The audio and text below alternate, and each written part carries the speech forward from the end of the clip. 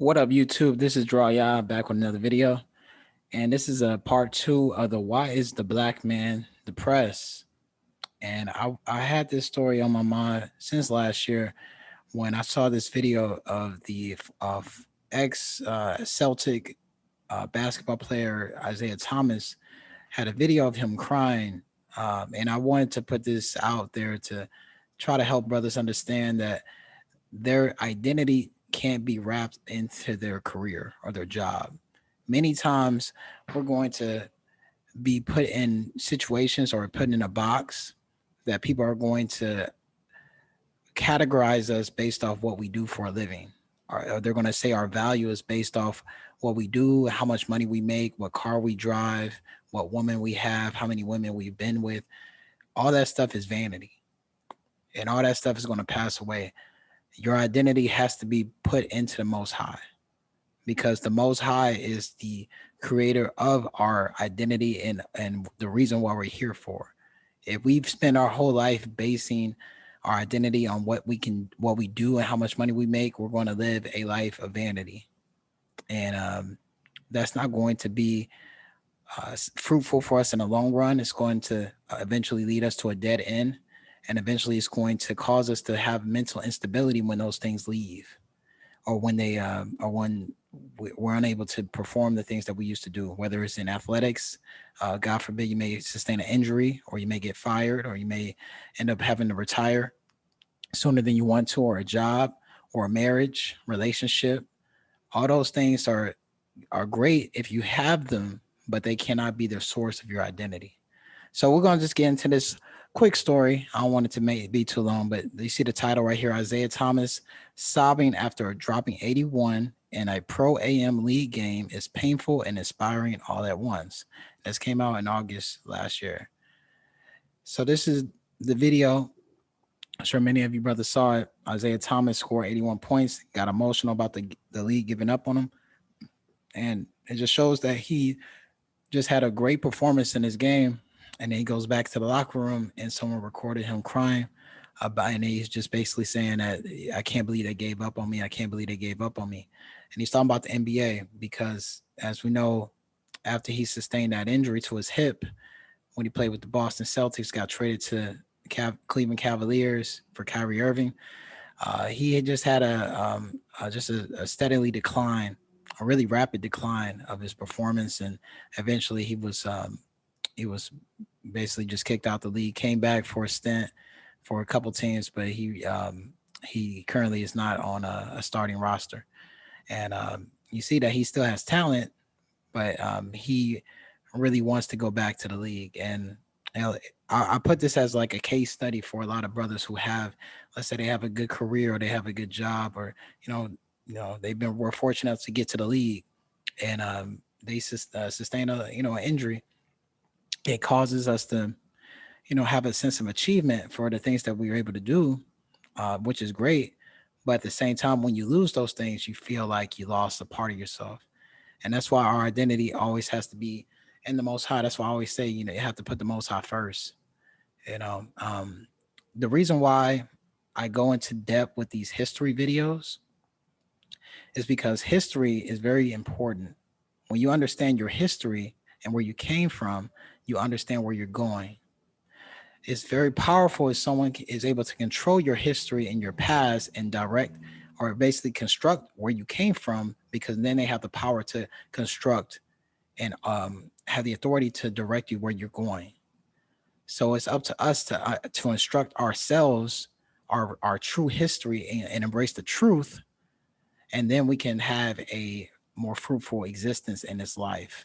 Like the scriptures say that when you embrace the truth will set you free. I'm paraphrasing.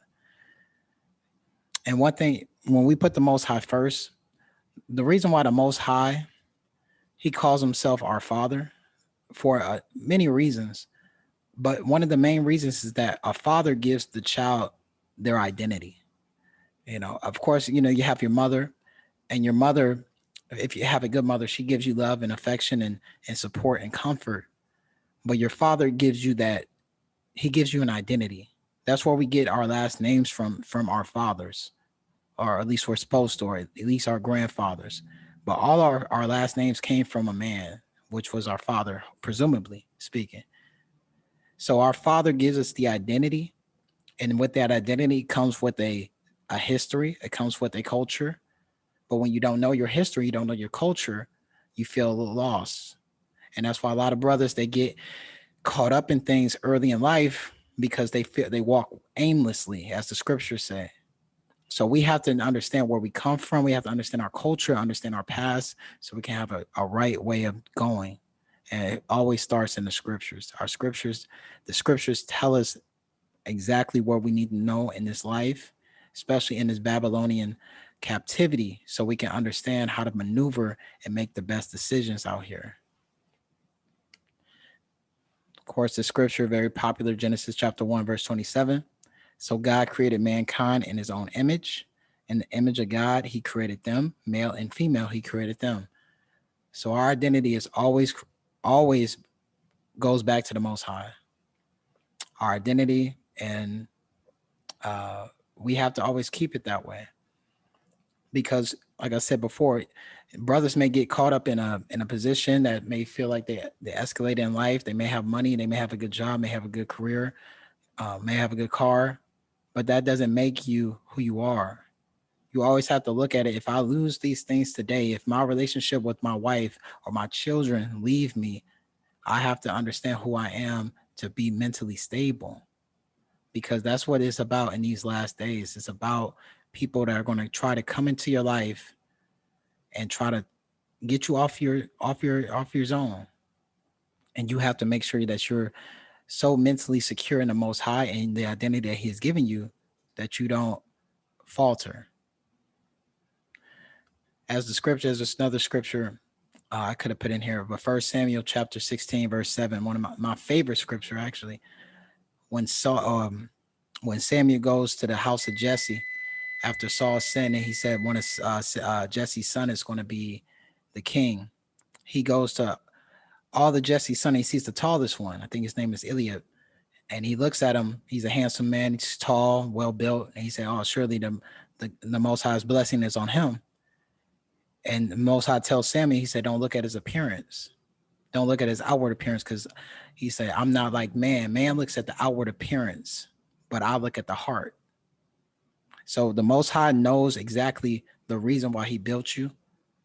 Based on, if you get caught up in some of this YouTube stuff and this red pill stuff, this manosphere stuff, they may have people, young men, doubting themselves if they're not a certain physique, or they don't look a certain way, or they don't have this type of money, or they don't have this certain amount of women they slept with. That doesn't make you a man. That doesn't make you an alpha man. The things that make you an alpha man is that you're secure who you are, because that's the confidence that you need in order to be successful in life, and that's the confidence you need in order to have a relationship and eventually have a family. Should be the goal for all men, to be able to stand on their own. So if the Most High does bless you with a good woman, you'll be able to lead her in the right way, and also lead your children the right way. But you can't lead them if you're always comparing yourself to someone else. The Most High made you very unique. You have to embrace that. So this is Colossians chapter 3, verse 1. Put on the new self. If ye then be risen with Christ, seek those things which are above, where Christ sitteth on the right hand of God. Set your affection on things above, not on things on the earth. We have to have that heavenly mentality. For ye are dead, and your life is hid with Christ in God. When Christ, who is our life, shall appear, then shall ye also appear with him in glory. So all the stuff that we do here on this earth, it's important. It's important to, be successful in whatever gift that you have, to try to monetize it, make money. But our true identity is always wrapped in the heavens. And we always have to have that heavenly mentality, because again, we're in Babylon. We don't really own anything here. Anything can be given away, or be taken away from you, or it can leave you, whether that's your job or your bank account, even your wife, your girl. They can leave. They can, you could be gone by yourself tomorrow. But you have to have that mentality where even if all those things leave me, I still have the Most High, and that has to be your security. There are brothers who get married or they have children when they're in their 20s, and then by the hit their 30s, 40s, they really feel like they have a sense of misidentity because they weren't really prepared for those roles. Sometimes, being a husband, being a father, you have to be trained to be that. We live in a society where they don't train us to understand the value of being a man, of masculinity. We live in a world where men and women are seen as equal in regards to their position and what they're supposed to do. Men and women have different roles. And when we don't understand that, and we think that we're all the same, the man is still supposed to he's still expected to live up to a certain expectation. But as a child, he hasn't been raised that way. So when he has a child, he gets blamed as not being a good father. Well, he was never raised to be a man, so how can you expect him to be a father? I'm not saying taking blame off him, but I'm just saying understanding the condition of the battle we're in. So we have to take time to understand who we are so we can develop into those roles the most successful way that we can. So that's important. I just wanted to put this out. It's a quick video. Hope somebody got some out of it. All right. Peace.